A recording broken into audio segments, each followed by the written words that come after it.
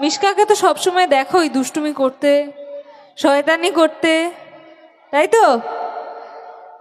কিন্তু আজকে কিন্তু অহনা এসছে, মানে মিশকার চরিত্রে যে অভিনয় করে সে এসছে, ঠিক আছে? আজকে কিন্তু কাউকে কিডন্যাপ করব না, কথা দিলাম। হ্যাঁ, সূর্যকে কি কি বলছে? একটু আমার কাছে এসে বলো। আসো আমার কাছে এসো,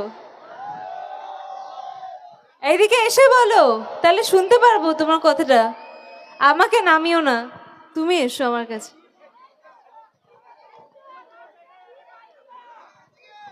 ও, ওনার একটা খুব প্রথমেই উনি আমাকে একটা ভীষণ গুরুত্বপূর্ণ প্রশ্ন করেছে। উনি বলেছে যে সূর্যর পিছনে লেগে তুমি কি পাইছো, তাই তো? এতক্ষণ ধরে আমি বোঝার চেষ্টা করছিলাম প্রশ্নটা। তবে কি পেয়েছি না পেয়েছি জানি না, কি পাবো কি না পাবো তাও জানি না।